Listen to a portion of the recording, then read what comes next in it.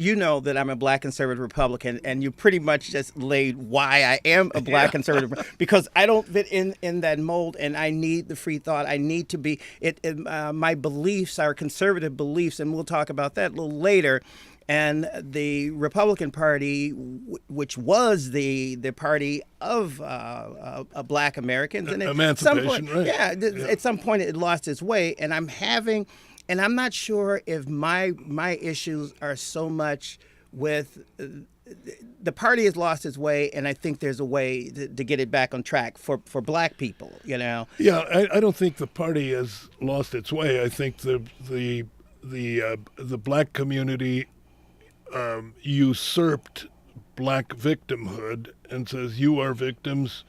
The white establishment won't let you succeed, and it's only by turning to us that we can pass legislation. It probably started with Franklin Delano Roosevelt and a lot of the social change that he introduced. Around the New Deal time. Yeah, the New Deal, and then later on it was Lyndon Johnson with the Great Society and everything, and it was the beginning of the big entitlement programs, and I feel that nothing has done more to create a modern state of semi-slavery to African Americans than the various entitlement programs and the black victimhood leaders who say you can't possibly make it because whitey is against you and your only hope for a fair shake is to turn to us. And that's, in my judgment, that is holding African Americans down and preventing them from achieving their full potential. And that leads to a point of what I think one of the problems is the messengers in the black conservative movement, because the messengers within the movement are not. It's almost like what we were talking about before we started rolling. In order to be a black conservative, you have to fit into a different mold. I don't. We've been friends for a long time, and I believe in the conservative movement, and I'll talk about that later. But the messaging, and right now, I'm seeing Donald Trump as not a great messenger for the conservative movement for black Americans. I don't think he is a conservative.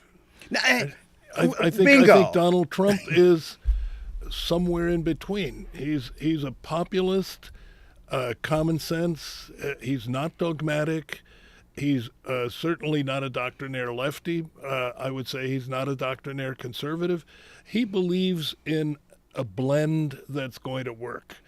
And I think that, but I agree with you that it always amazes me that African American friends of mine who reliably vote Democrat, including, board members at Chrysler and board members at General Motors and board members at Exide and very successful African Americans would tell me, well, the problem with Republican administration is they don't appoint any blacks. And I said, well, what about Condoleezza Rice? Well, she doesn't count.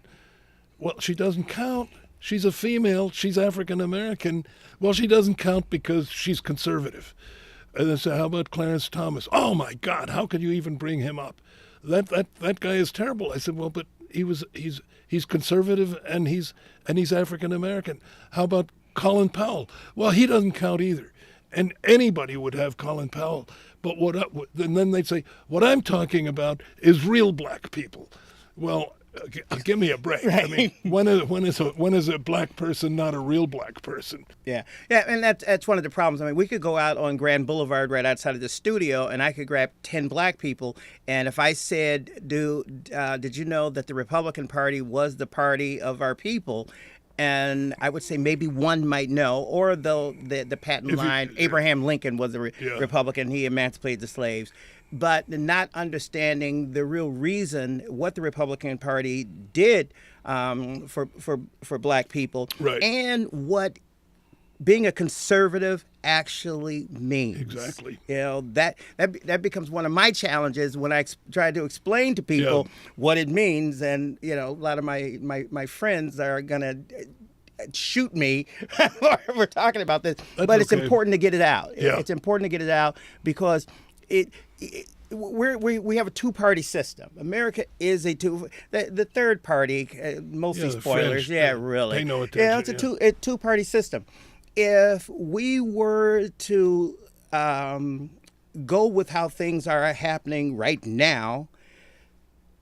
And the only voice for, and I'm going to speak for black people would be the Democratic Party, period. Mm-hmm. So for the next 4 years, is everyone saying, I'm resigning myself to not having a voice.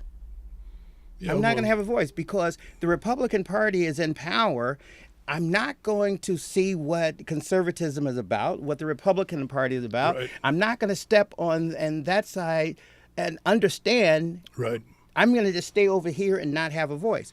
That's where I have a major league problem. Well, sure. And it's obvious that if the Republican Party is going to change the minds of African American citizens, it needs to do a much better education job. But and it needs to speak with a voice that is heard and respected by African Americans, as opposed to highly successful, highly educated, look like a white man, talk like a white man, dress like a white man, et cetera, et cetera. That we all agree that doesn't work.